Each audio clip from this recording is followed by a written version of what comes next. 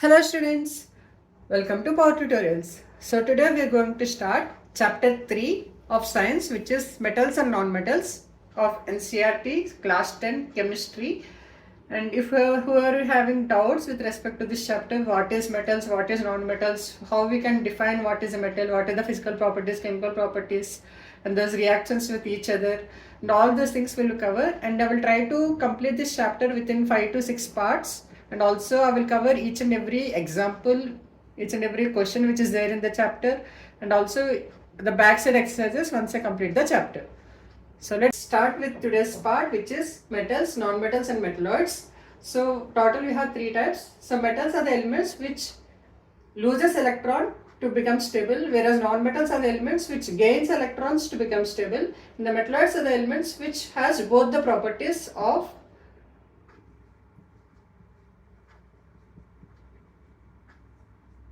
metals and non-metals, because few metalloids gain electrons to become stable and few elements which lose electrons to, and also they lose electron to become stable. So they attain properties of both metals as well as metalloids.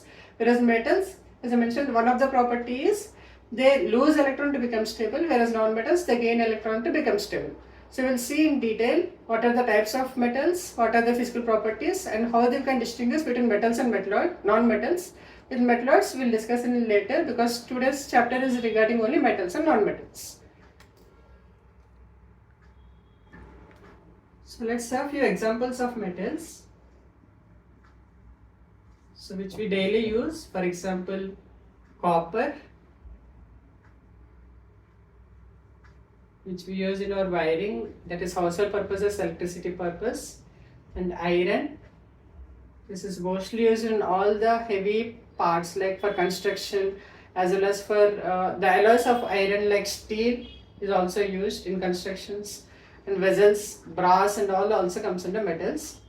And one of the favorite metal is mercury. So why it is different? Because it is in liquid state at room temperature, whereas all other metals in room temperature are solids and they are very rigid, whereas for mercury it is a liquid in the room temperature. So let's study about few properties, physical properties.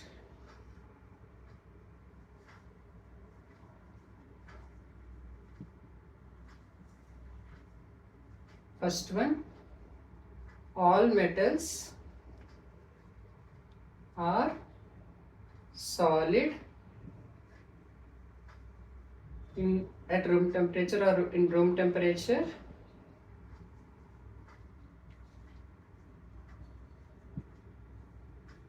Exception is mercury.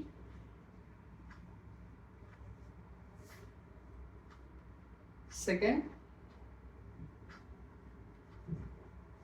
all metals are any steel or iron, wherever is even smallest example like gold, silver ornaments also, all are shiny elements. So whatever, all the metals are shiny. So the shiny property we term it as lustrous. So lustrous is a property of the metal which we say it is as a shiny element.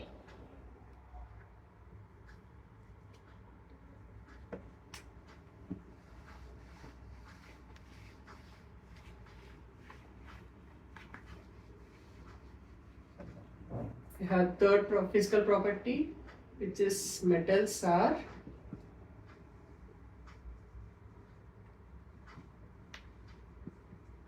malleable. So malleability is a property where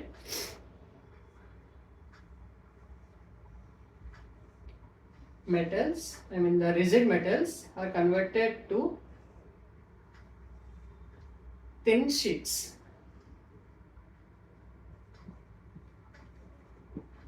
For example, the iron which I was explaining. So if you take iron metal and if you hit hard with hammer, so what will happen is that shape will change. And if you keep on hitting, it will change to a thin sheet. And also we can make into irrespective of whatever size we want. For example, the kitchen utensils like dosa pan or even the ones which we use vessels for cooking. So all are of different shapes. So all these are made up of metals, because metals when hit hard with a strong element, definitely the shape will change into thin sheets, or if also we can also change to a required shape as well. So this property, that is turning of metals to thin sheets or the required sheets, is called malleability. Whereas the fourth property, metals exhibit ductility property. So what is ductility? The ability of conversion of metals to thin wires. So even though if we turn, like if we extract the, each high pressure is applied on them. So this way, so best example is gold. So as we can extract from 1 gram of gold to convert. So let's see fifth physical property. Physical property is conductivity of heat. So metals are very good conductors of heat.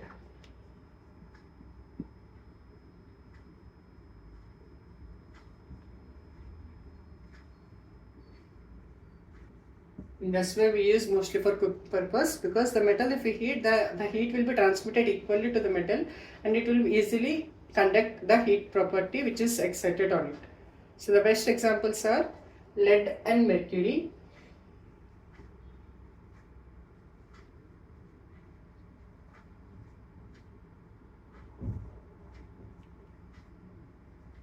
Are poor conductors of heat, whereas copper and silver are best conductors of heat.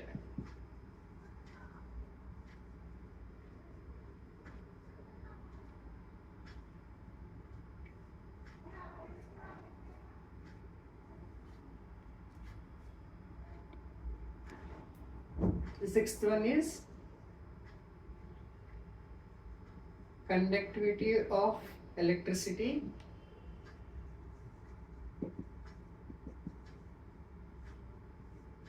Metals are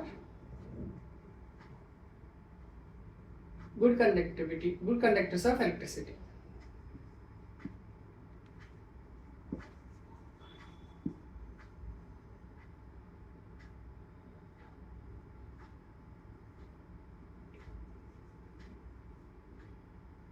This way, mostly in our household purposes,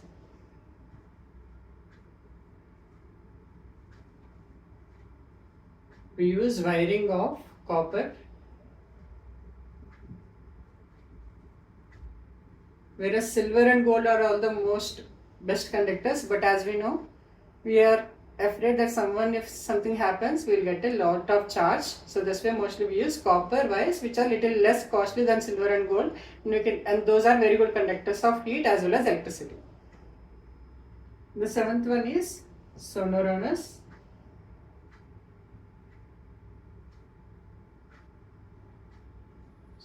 So what is sonorous? Metals produce sound when they hit with each other.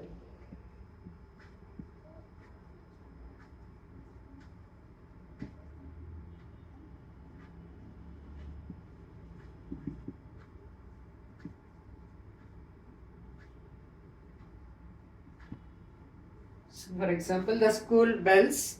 So what the school bell design, even the temple bells also you can see, there will be conical shape of a brass element, and inside we will have another small brass element. So what will happen, if these two get interacted, it will produce a sound.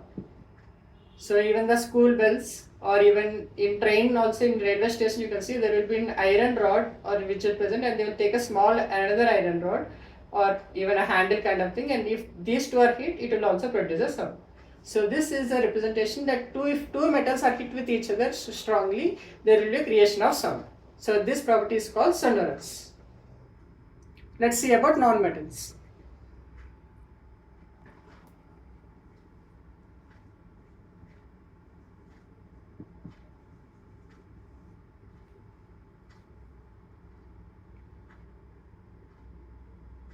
So examples of nonmetals are iodine, chlorine, oxygen,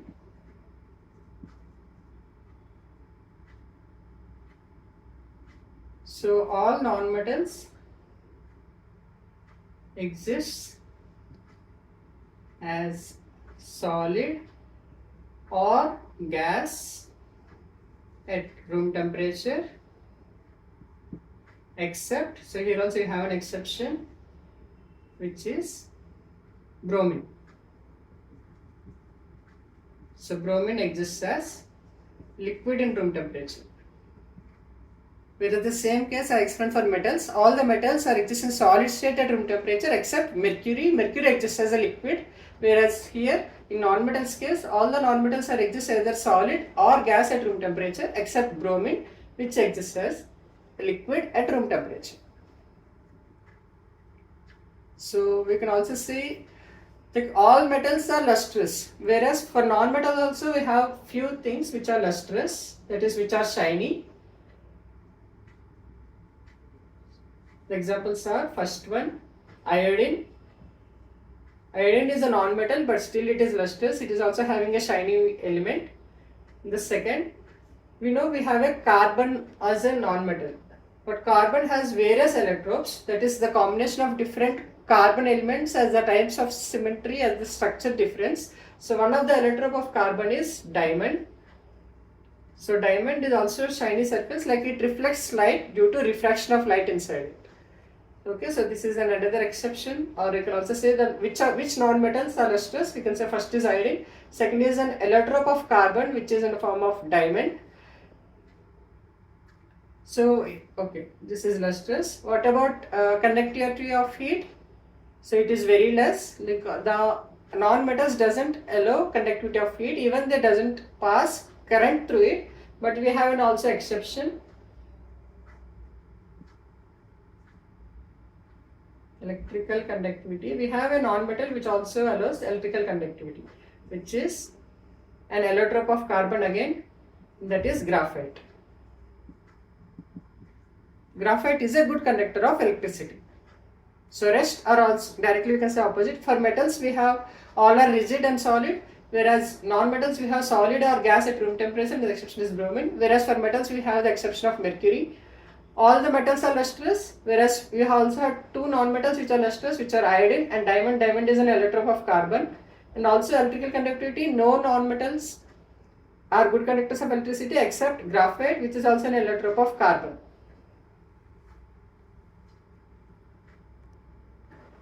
So one point is also there, like all the metals are rigid, whereas non-metals, as I mentioned, solid or gas, and it is very soft, and few are very soft such that, like alkali metals, which are like example sodium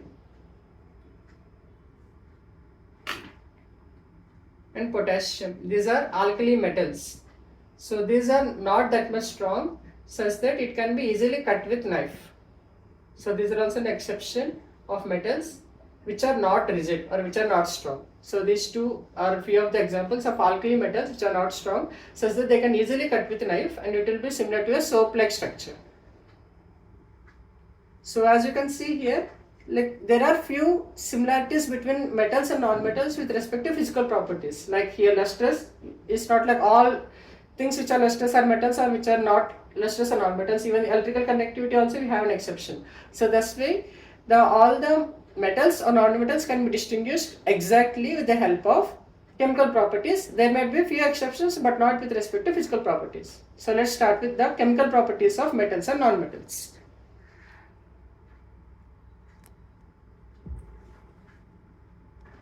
So before going to chemical properties, we have few questions in our NCERT textbook. So let's solve them.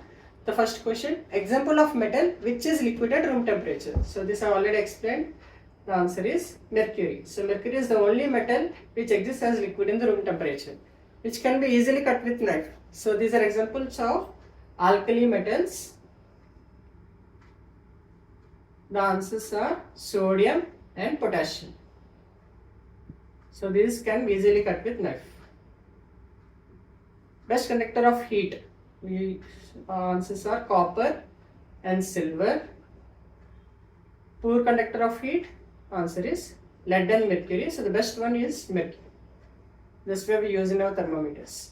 So second question, they are asking define malleability and ductility. So malleability is a property of conversion of metals into thin sheets,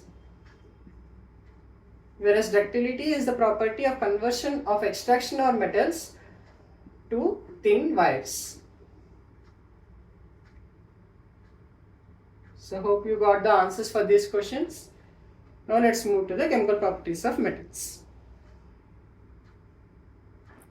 So we will see the first chemical property, which is what happens when metals burns in air. So almost all metals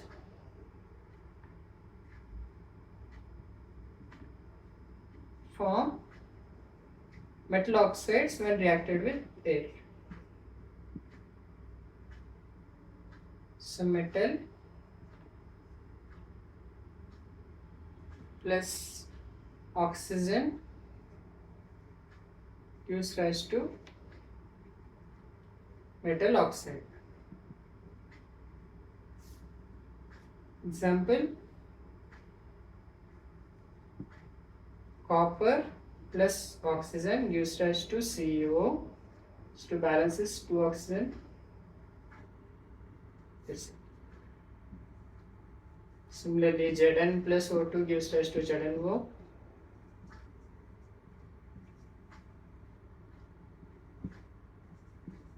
Aluminum plus O2 gives rise to Al2O3. So balance this. Al3O2.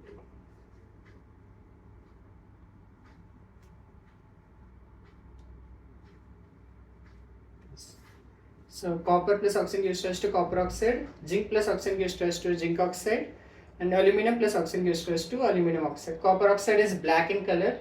This is important for your MCQ questions. Which metal oxide is black in color? The answer is copper oxide. So let's study about metal oxides, how they behave.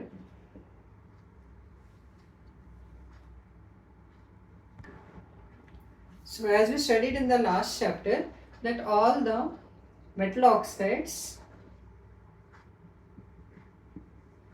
are basic in nature. Like if we react metal oxides with acids, they should produce salt and water. But we have an exception here. We also have two metals, oxides or metal oxides, which are aluminum oxide and zinc oxides. So what will happen is these metal oxides, if they can react with both. These can react with both acid and base. So hence these are called amphoteric oxides. So this word ampho means twice. So this way also called the amphibians or the animals which can live water and soil. So it's a dual nature. So amphoteric oxides are the oxides which react either with acid as well as with base. Let's see this example. Like all the metal oxides are basic in nature. So the example is copper oxide. If they react with HCl, what will be formed? We will form a salt, that is CuCl2 and water. So let's balance this. 2H2, 2Cl. If we keep 2 here, I think yes, it is balanced. But as I mentioned, for amphoteric, let's take an example of aluminum oxide, which is Al2O3. So Al2O3 will be reacted with both, as with HCl as well as with base. So I will take a base example of NaOH.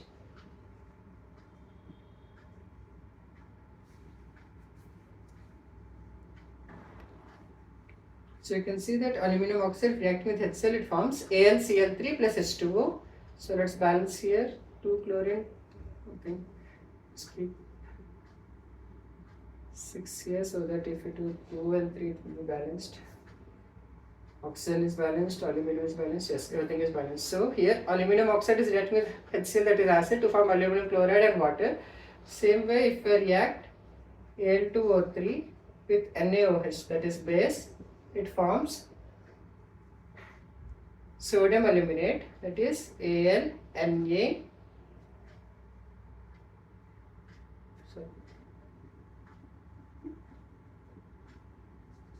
NaAl 1 plus 3, so 4.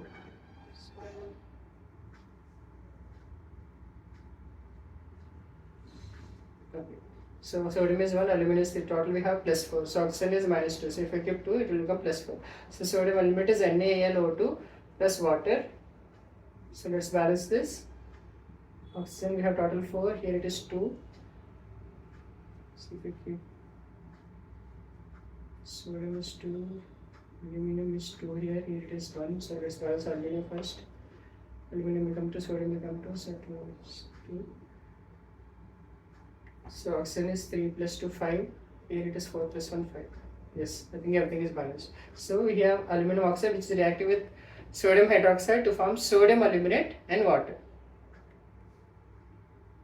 So in this way, the first chemical property, that is metals reacting with air, what will happen? So you also saw how the metal oxides will react with HCl, as well as there are two metal oxides, that is aluminum oxide and zinc oxide, which are amphoteric in nature because they can react either with acid as well as with base to form salt and water. So let's meet with another video where I will discuss the other chemical properties of metals and we'll continue this session. So if you like this video, kindly do like so that it can reach to more people. Also comment if you have any queries with respect to the topics which I have discussed in this part 1. So let's meet with part 2. Thank you.